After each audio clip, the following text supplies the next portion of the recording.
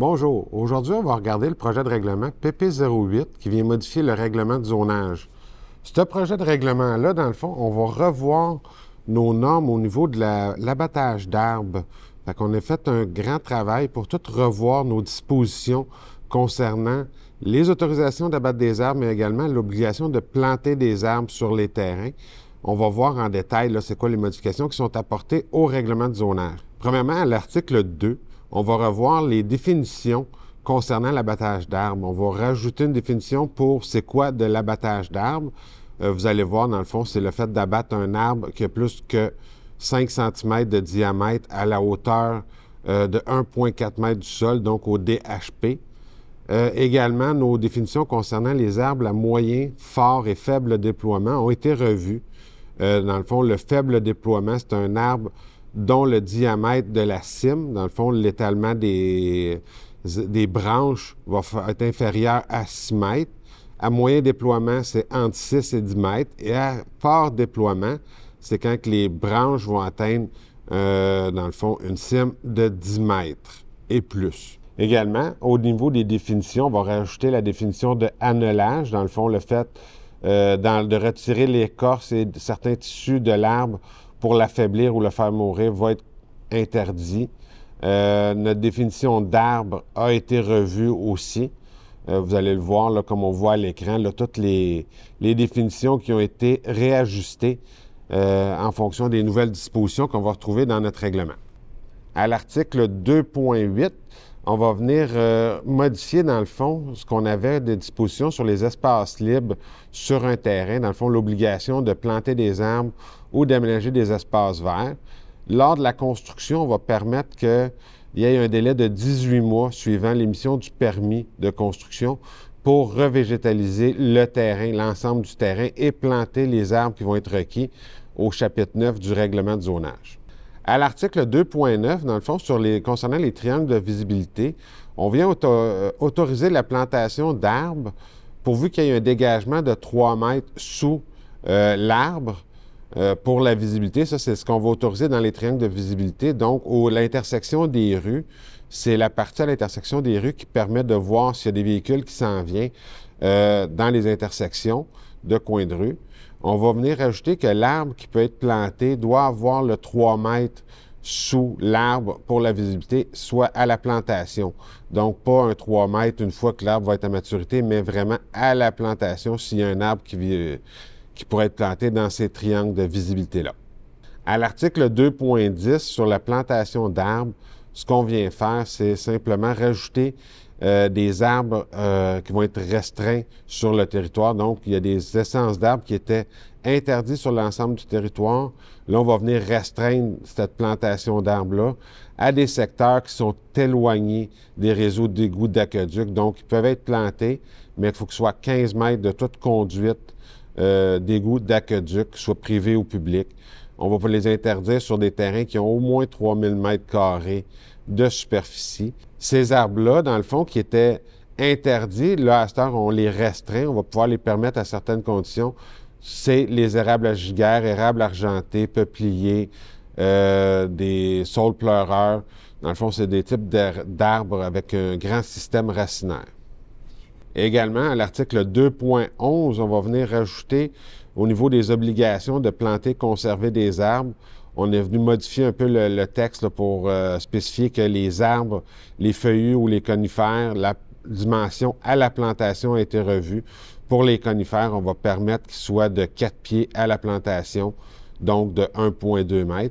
Le nombre minimum d'arbres requis par terrain, ça, il n'a pas été modifié. On va conserver les mêmes normes, mais c'est vraiment les dispositions concernant les dimensions à la plantation pour qu'un arbre soit considéré comme étant un arbre au sens de notre règlement qui ont été modifiés. Suite à ça, on va venir revoir au niveau des arbres qui sont requis dans certains secteurs de la ville. On a vu précédemment pour les arbres dans les secteurs résidentiels. Au niveau du centre-ville, on n'a pas modifié le nombre d'arbres qui est requis, mais également on a modifié au niveau des dimensions des arbres minimum à la plantation pour être considérés comme étant dans les arbres requis. Au centre-ville, dans les zones commerciales, même chose. On a revu les dimensions, mais on a conservé que Les arbres, dans le fond, doivent avoir un tiers conifère, 2 tiers feuillus. Idéalement, on veut une certaine diversité des essences d'arbres qui vont être plantées sur les mêmes terrains. Dans les zones industrielles, on a fait la même chose. On est venu modifier les dispositions concernant les normes minimales requises pour un arbre à la plantation, mais on a conservé le même nombre d'arbres qui étaient requis avant. Même chose pour les zones publiques qu'on est venu modifier au niveau des dimensions minimum à la plantation. À l'article 2.12, dans le fond, ça, c'est les conditions relatives à l'abattage d'arbres dans les zones urbaines. On va venir resserrer un petit peu les dispositions qui permettent l'abattage d'arbres. On va conserver le fait que si l'arbre est mort ou qui est dangereux, on va pouvoir permettre l'abattage. Si l'arbre a été gravement endommagé, là aussi, on va pouvoir permettre l'abattage d'arbres, mais seulement si la survie de l'arbre est vraiment compromise. On va permettre qu'un arbre soit abattu s'il cause des dommages à la propriété publique ou privée. Par contre, la production de pollen, de sève ne constitue pas des dommages au sens du règlement. Également, on va venir resserrer les dispositions qui permettent l'abattage d'arbres dans le cadre d'une construction. On va permettre, dans le cadre d'une maison, d'abattre les arbres 6 mètres tout le tour de la bâtisse, sauf à l'arrière, on va permettre un 10 mètres, ce qui est moins grand que ce qu'on permet actuellement. Fait qu'on vient resserrer les normes permettant l'abattage d'arbres dans le cadre de construction. On a revu également pour lorsqu'on va permettre un bâtiment accessoire, une piscine, l'implantation de stationnement ou dans le cadre simplement de travaux d'excavation. On a revu les normes, là, comme vous pouvez voir, au point 10 de l'article 2.12. Également, à l'article 2.12, on va voir les points 11 à 16 que vous voyez à l'écran, qui ont été modifiés ou repris de l'ancien règlement. La différence majeure à l'intérieur de ces modifications-là va se situer au point 13. Dans le fond, on va permettre, lors de travaux de développement résidentiel ou tout développement qui comprend une rue, avant, on permettait d'abattre les arbres sur l'emprise de rue, l'ensemble de l'emprise de la rue, ainsi que les terrains qui vont être desservis par cette rue-là lors du lotissement de la rue. Par contre, dans la nouvelle mouture du règlement, on va venir permettre que l'emprise de la rue soit déboisée, mais 3 mètres également sur chacun des terrains projetés. Donc, les 3 premiers mètres des terrains vont pouvoir faire l'objet d'abattage d'arbres. Dans le fond, ça, c'est pour permettre l'implantation des services tels que les réseaux d'égouts d'aqueduc, mais on ne permettra pas l'ensemble des terrains comme on permettait avant. On va limiter à 3 mètres le déboisement. Le but est de permettre à terme la conservation d'un maximum d'arbres qu'on peut avoir, malgré le fait qu'on va permettre un développement résidentiel. À l'article 2.13, on va rajouter des croquis concernant l'abattage d'arbres, plus précisément au niveau de l'étêtage. Dans les normes, on va permettre que 20 de la ramure des arbres, dans le fond 20 des branches, puissent être enlevées. C'est le maximum, ou sinon ça va être considéré comme étant de l'étêtage, dans le fond de la coupe de branches qui va à terme faire tuer l'arbre. On va permettre uniquement 20 pour s'assurer que les arbres puissent être conservés. Et on a rajouté les croquis pour illustrer qu'est-ce qu'on entend par les normes là, au niveau de la coupe de branches. À l'article 2.14, on va reprendre les conditions d'abattage d'arbres, mais cette fois pour la zone agricole. On va venir rajouter, dans le fond, certains points, comme on avait vu pour la zone urbaine. On va venir resserrer ce qui peut être abattu lors des travaux de construction pour des bâtiments qui sont autorisés, soit les bâtiments principaux, accessoires, piscines, espaces de stationnement. On va conserver le fait que les arbres doivent être morts ou malades pour pouvoir être enlevés ou qui causent des dommages ou peuvent être considérés comme étant dangereux avant d'être enlevés, ou sinon, il faut conserver les arbres.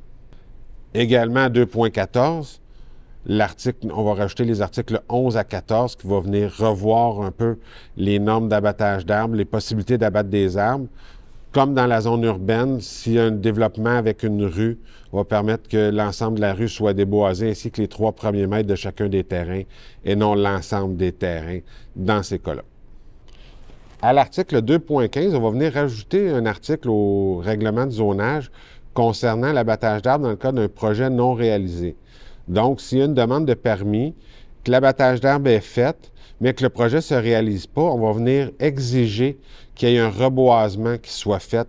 Dans le fond, que les arbres qui ont été abattus pour le projet qui ne s'est pas concrétisé, qu'on vienne reboiser le terrain dans un délai de 6 mois suivant l'abattage d'arbres si aucun travaux de construction n'est commencé. À l'article 2.16, on va venir modifier les normes concernant l'aménagement et l'entretien des aires de stationnement. Présentement, dans les grands aires de stationnement, on exige qu'il y ait un nombre minimum d'arbres qui soient plantés. Le calcul se fait en fonction du nombre d'îlots ou de cases de stationnement qu'on retrouve dans l'aire de stationnement. Dans la nouvelle mouture de notre règlement, ce qu'on va venir dire, c'est que la couverture des arbres doit correspondre à 40 de la superficie des aires minéralisées de l'aire de stationnement. Donc, on doit avoir une canopée qui, à terme, avec les arbres qui vont être plantés, qui va recouvrir 40 de l'aire de stationnement. À l'article 125.2, qui est rajouté au règlement de zonage, ce qu'on va venir faire, c'est qu'on va venir normer l'espace qui va être possible pour le système racinaire des arbres qui sont requis dans les aires de stationnement. Comme on demande une canopée qui va recouvrir 40 de l'aire de stationnement, on vient s'assurer que les arbres qui vont être plantés puissent atteindre leur potentiel de déploiement. Donc, on n'ait pas des espaces pour les systèmes racinaires qui soient restreints, qui vont venir contraindre l'arbre dans son déploiement. On va exiger d'avoir l'espace suffisant pour que l'arbre puisse atteindre le volume requis pour couvrir le 40 de l'aire de stationnement et ainsi lutter contre les îlots de chaleur dans les aires de stationnement. À l'article 2.17, on va venir modifier l'article 169 concernant les infractions pénalités. Dans le fond, c'est juste qu'on va rajouter que les personnes qui permettent ou incitent à contrevenir au présent règlement commettent une infraction. Donc, ce n'est pas juste les personnes qui contreviennent directement, mais les personnes qui permettent ou incitent à contrevenir au règlement vont commettre également une infraction au sens du règlement de zonage concernant l'abattage d'arbres. À l'article 2.18, on va venir remplacer l'article 173 du règlement de zonage concernant le remplacement des arbres abattus. On va venir modifier, dans le fond, les articles auxquels on fait référence, mais on va conserver les délais et la dimension minimum des arbres qui doit être plantés dans le cas d'infraction. Dans le fond, quand on a un abattage d'arbres qui se fait en contrevention du présent règlement, on va exiger que chaque arbre abattu soit remplacé par un arbre du même type. Et si l'infraction est commise dans une érablière, on va exiger que ce soit des érables qui soient replantés dans l'érablière. À l'article 2.19, concernant les prescriptions, on va rajouter, dans le fond, un deuxième alinéa qui va venir indiquer plus clairement les délais requis pour une poursuite pénale. Comme mentionné dans l'avis public, le premier projet de règlement a été adopté par le Conseil municipal lors de la séance du 11 mars 2024. Le projet va faire l'objet d'une assemblée publique de consultation qui sera tenue à l'Hôtel de Ville le 27 mars 2024 à 18h30, au cours de laquelle on va expliquer le projet de règlement, les conséquences de son adoption, puis on va entendre les personnes qui désirent s'exprimer sur le sujet. S'il y a lieu, les commentaires recueillis vont être transmis au Conseil municipal à l'occasion de l'adoption du second projet de règlement lors de la séance du 8 avril 2024. Puisque le projet est soumis à l'approbation des personnes habiles à voter, les citoyens concernés vont pouvoir demander la tenue d'un registre du 12 au 20 avril 2024 inclusivement. Un second avis public détaillant la procédure à suivre pour demander la tenue d'un registre sera publié le 12 avril 2024. On vous invite également à prendre connaissance de l'avis public ainsi que du document intitulé « Calendrier d'adoption » que vous retrouvez dans le même onglet que la présente capsule, lequel va résumer la procédure d'adoption de ce projet de règlement. Finalement, pour obtenir plus d'informations quant à ce projet de règlement, vous pouvez vous informer au service juridique au 450-776-8277.